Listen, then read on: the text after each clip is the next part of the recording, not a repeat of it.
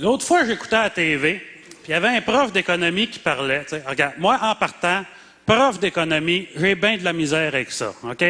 Si tu connais ça tant que ça, l'économie, comment ça se fait que t'es prof? Comment ça se fait que t'es pas sur une plage aux Bahamas en train de compter ton argent? Anyway, ce que le gars disait, c'est qu'en tant que consommateur, on a un réel pouvoir, parce que s'il y a une compagnie qui a des comportements qu'on n'aime pas, on a juste arrêté d'acheter les produits que cette compagnie-là fabrique. La compagnie va comprendre le message que le marché lui envoie, puis elle va changer ses comportements. OK? Ce qu'il disait, dans le fond, c'est que si ça va mal dans le monde, c'est à cause de nos choix de consommation. Puis il donnait l'exemple d'IKEA. IKEA exploite des enfants au tiers-monde, fait que si tu achètes du IKEA, tu cautionnes l'exploitation des enfants du tiers-monde. Moi, écoute bien. La dernière fois que je me suis ramassé chez IKEA, c'est ma blonde qui me l'avait demandé. Elle venait de me faire une pipe. Puis moi, ben, un coup, je suis venu, on dirait que je suis moins ostineux, tu sais.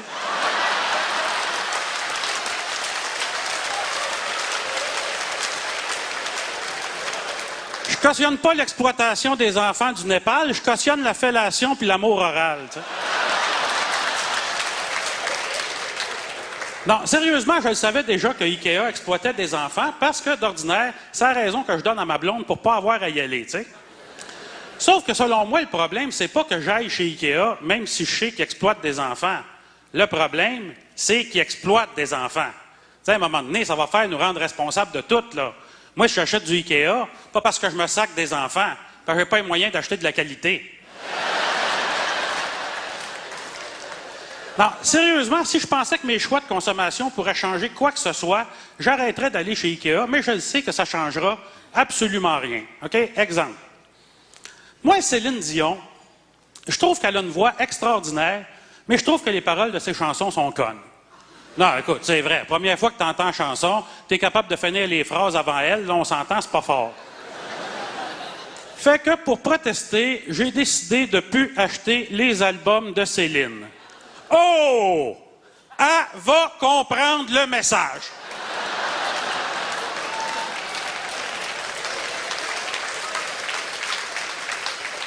Non, maintenir le temps qu'il faut, la tabarnak.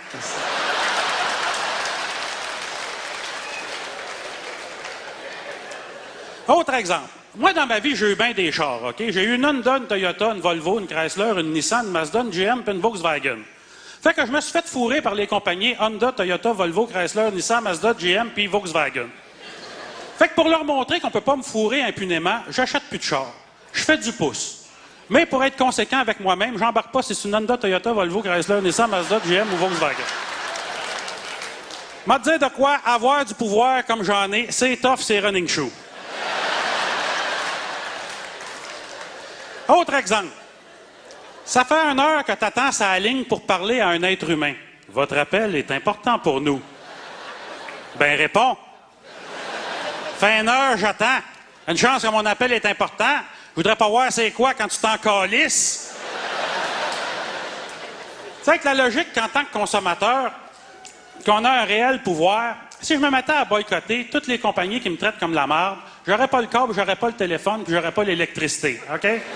J'aurais un réel pouvoir, mais à noirceur, tu sais.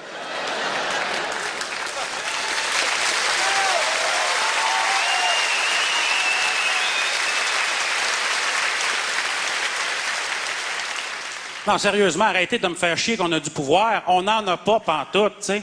Oui, mais si on se tient tous ensemble, on a du pouvoir. Tous ensemble, on est forts. Ben oui, tous ensemble, on a du pouvoir.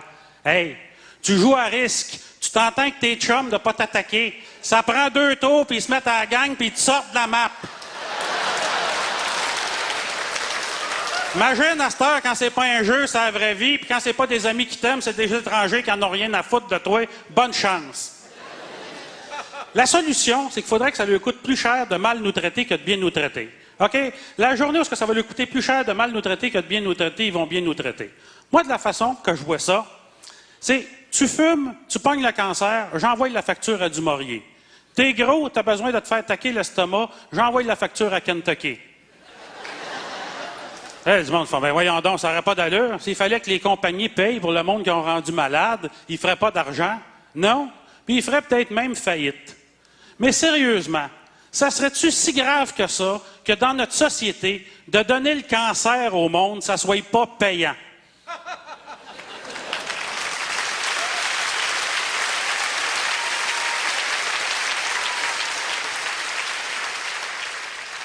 Qu'est-ce qu'il faudrait, c'est que ça lui coûte plus cher de mal nous traiter que de bien nous traiter. Moi, quand ma blonde revient de chez le concessionnaire avec une facture de 250$ pour un changement d'huile, à cette heure, je chiale même plus. OK?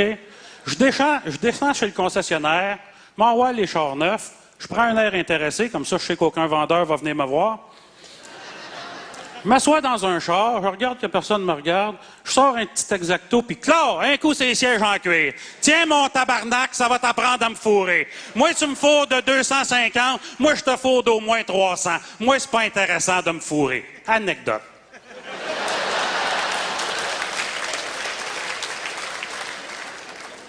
À un moment donné, j'achète un jeu pour mon ordinateur, tu sais, j'arrive à la maison, j'installe ça, tu sais, tout excité. Bon, le jeu marche pas. Je gosse toute la journée là-dessus, j'ai le temps, je suis auteur, tu sais. Ça marche pas plus, tu sais. Fait que je retourne au magasin, tu sais, puis je dis au gars, ben c'est ça, j'ai acheté un jeu ici, il marche pas, je voudrais me le faire rembourser. Le gars, il dit, mais mon pauvre monsieur, il n'y a pas de remboursement là-dessus. Il dit, ah non, comment ça? Ben, il dit, vous comprenez, ça serait bien trop facile, là. N'importe qui pourrait acheter un jeu, s'en faire une copie, puis nous le rapporter en nous disant qu'il marche pas. Il dit, ouais, c'est vrai que c'est assez facile, tu sais. Mais tu sais, c'est assez facile aussi de vendre un jeu 70$ qui ne marche pas, puis quand je te le rapporte, tu me dis qu'il n'y a pas de remboursement là-dessus. Ça avec, c'est assez facile, tu sais. Pas une grosse balle en informatique, mais faire un jeu qui ne marche pas, même moi, je suis capable, câlisse de tronc.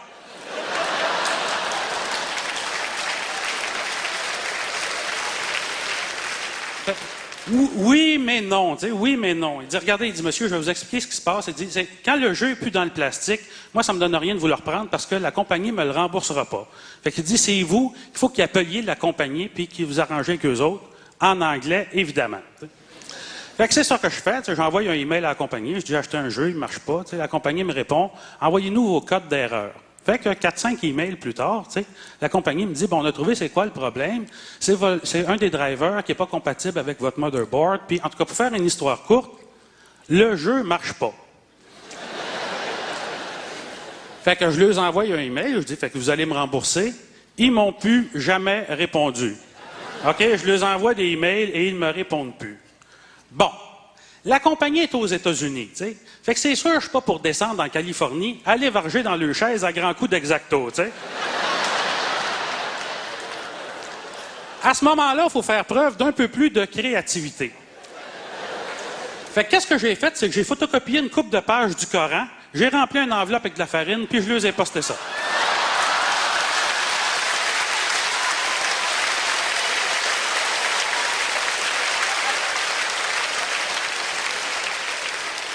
Je me suis dit, c'est comme rien, une alerte à l'anthrax, ça a dû lui coûter plus cher que les 70$ que le jeu m'a coûté. Tu sais.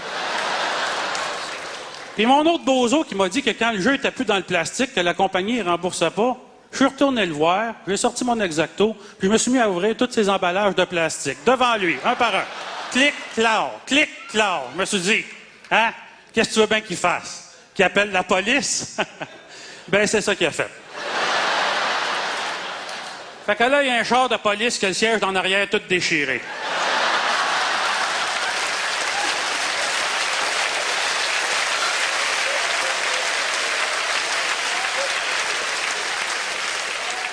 Non, c'est plate ce que je vais dire, mais c'est vrai qu'en tant que consommateur, on a un réel pouvoir. On a le pouvoir de vandaliser le magasin. Puis ça, c'est un pouvoir qui marche.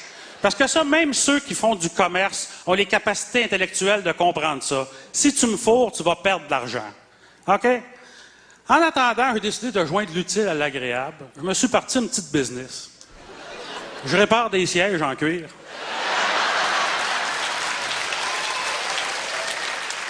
Ah, puis ça va bien, hein? J'ai une belle clientèle. Honda, Toyota, Volvo, Chrysler, Nissan, Mazda, GM et Volkswagen. Merci! C'était Jean-François Mercier!